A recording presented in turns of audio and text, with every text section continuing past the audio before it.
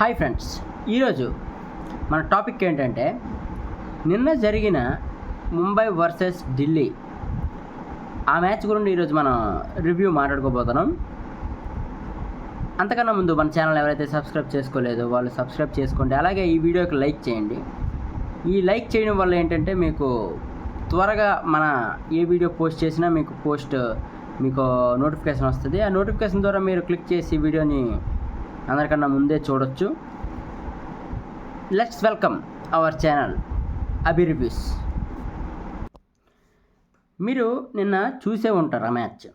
చాలా thrilling match. ఎందుకంటే అది ఒక నాకౌట్ మ్యాచ్ కన్నా ఎక్కువ. ఎందుకంటే ఆల్రెడీ 3 టీమ్స్ క్వాలిఫై అయిపోయాయి. 3 టీమ్స్ క్వాలిఫై అయిపోయిన తర్వాత 4వ ప్లేస్ కోసం ఎంత ఫైట్ జరుగుతుందో మీ అందరికీ తెలుసు. అదేంటంటే 3 టీంలు ఇదివరకు ఈ 3 రోజుల క్రితం వరకు ఐపీఎల్ స్టార్ట్ చేసే ముందు వరకు 3 టీమ్స్ పోరాడాయి. అందులో ముంబై, లక్నో, ఢిల్లీ ఆ 3 ఆ 4th ప్లేస్ కోసం ఫైట్ చేయడం జరిగింది. దాంట్లో ఆల్మోస్ట్ ఫస్ట్ ఎలిమినేట్ అయిపోయినాయి. ఎల్ఎస్జీ ఎలిమినేట్ అయిపోయింది. తరువాత నిన్న జరిగిన మ్యాచ్లో ముంబై వర్సెస్ ఢిల్లీ మ్యాచ్లో ఢిల్లీ కూడా ఎలిమినేట్ అయిపోయింది. ఎందుకు అంటే తన 2 మ్యాచ్లు గెలవాలి ఖచ్చితంగా. ఏ టీం కూడా ముంబై అయినా సరే అలాగే గెలవాలి, ఢిల్లీ అయినా అలాగే గెలవాలి. అందుకు ఇది ఒక నాకౌట్ మ్యాచ్ కింద వస్తుంది. కాబట్టి నిన్న మంచి థ్రిల్లింగ్గా జరిగింది ఆ మ్యాచ్. ముంబై అయితే క్వాలిఫై అయిపోయింది. ఎందుకు అంటే ఆల్రెడీ ఫస్ట్ 14 పాయింట్స్తో వాళ్ళు ఉన్నారు, ఢిల్లీ 13 పాయింట్స్తో ఉన్నారు.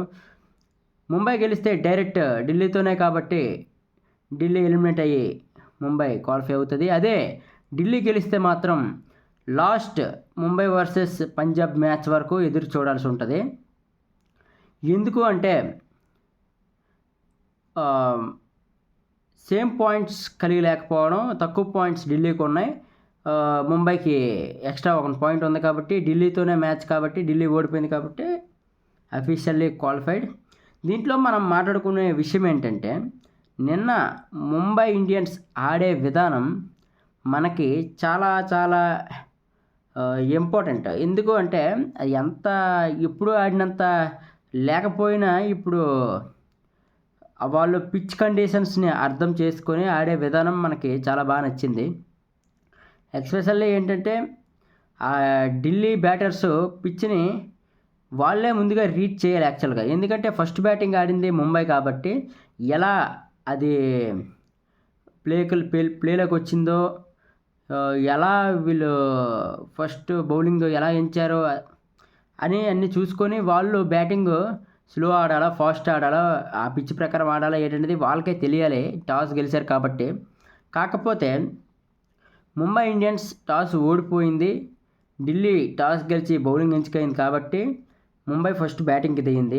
అందులో ముఖ్యంగా మన రోహిత్ శర్మ రికల్టన్ ఓపెనర్ దిగుతున్నప్పుడు బాగానే రన్స్ ఫాస్ట్గానే వచ్చాయి.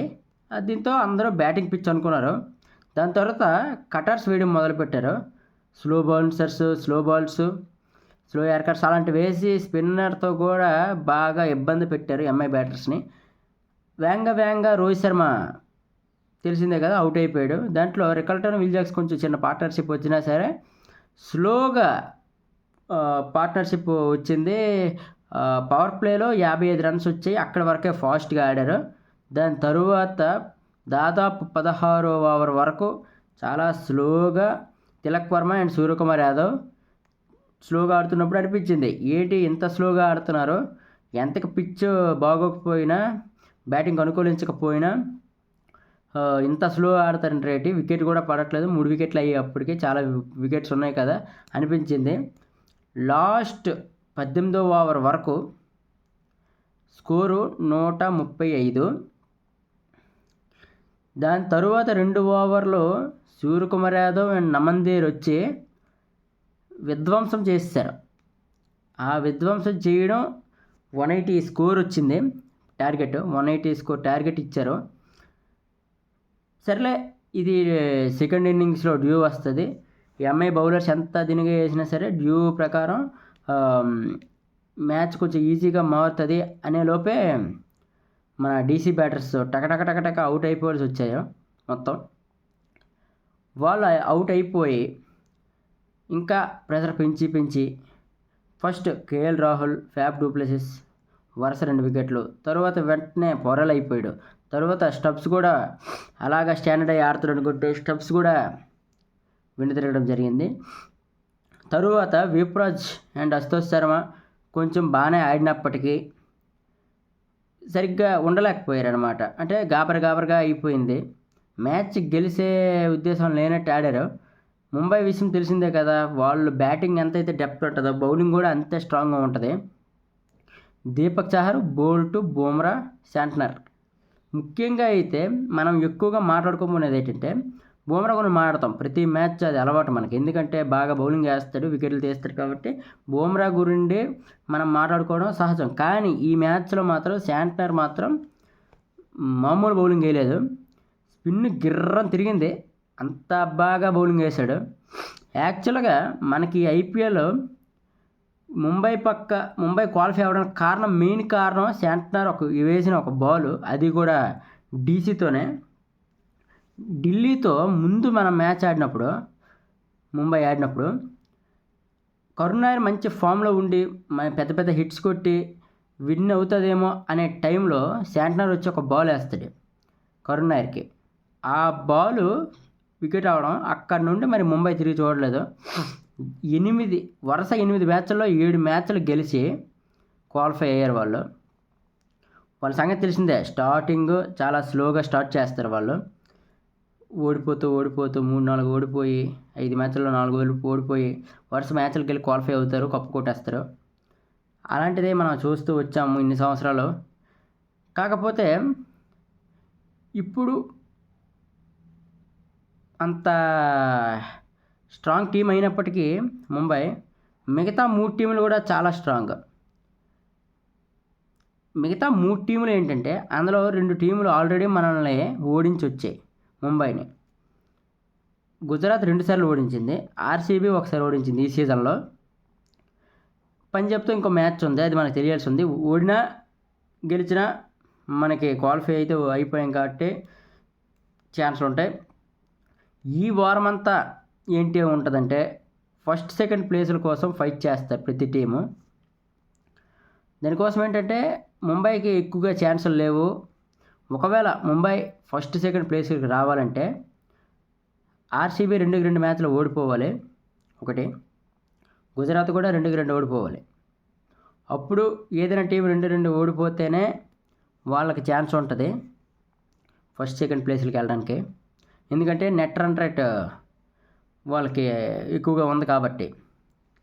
దీంతో మనకి నిన్నటితో 4 టీంలు క్వాలిఫై అయిపోయాయి కాబట్టి ఫస్ట్లో జీటీ ఉంది, సెకండ్లో ఆర్సీబీ ఉంది, థర్డ్లో పంజాబ్ ఉంది, ఫోర్త్లో ముంబై ఉంది. నాకు అడిగితే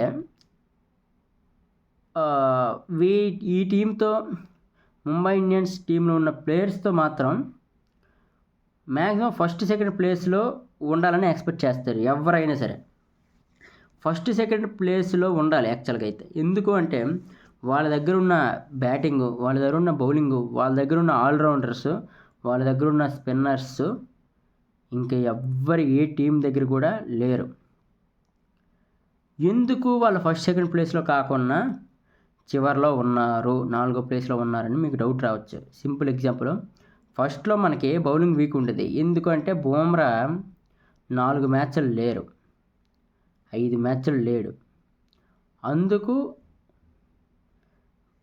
ఓడిపోయిందని నా ఉద్దేశం. ఒకవేళ బుమ్రా ఉండుంటే ఆ 5 మ్యాచ్ల్లో కనీసం 3 గెలుస్తాం, ఫస్ట్ ప్లేస్లోకి మంచి అవకాశం ఉందను. దానివల్ల మనకి ఫస్ట్ సెకండ్ ప్లేస్ ముంబైకి రాకపోవడం కారణం మెయిన్ అదే. మీకు ఎన్ని సందేహాలు ఉన్నా, ఏ టీం గురించి మీకు సందేహాలు ఉన్నా మన కామెంట్ సెక్షన్లో తెలియజేయచ్చు. అలాగే ఈ వీడియో ఎంతవరకు మీరు చూసారంటే మీకు నచ్చినట్టు ఉంటుంది, మీరు ఈ వీడియోకి లైక్ చేయండి. అలాగే మన ఛానల్ ఎవరైతే సబ్స్క్రైబ్ ఇప్పటి వరకు చేసుకోలేదో సబ్స్క్రైబ్ చేసుకోండి. అలాగే ఈ వీడియో మరింతమందికి రికమెండ్ చేయడానికి మీరు ఫస్ట్ లైక్ చేశారంటే చాలామందికి రికమెండ్ అవుతుంది. ఈరోజు టాపిక్ అయితే ఇదే. ఇక నుండి మనం డైలీగా వీడియోస్ పెడుతున్నాం, మీకు అందుబాటులోనే ఉంటామని అనుకుంటున్నాం. సబ్స్క్రైబ్ చేసుకోండి అండ్ ఈ వీడియోకి లైక్ చేయండి. Bye guys.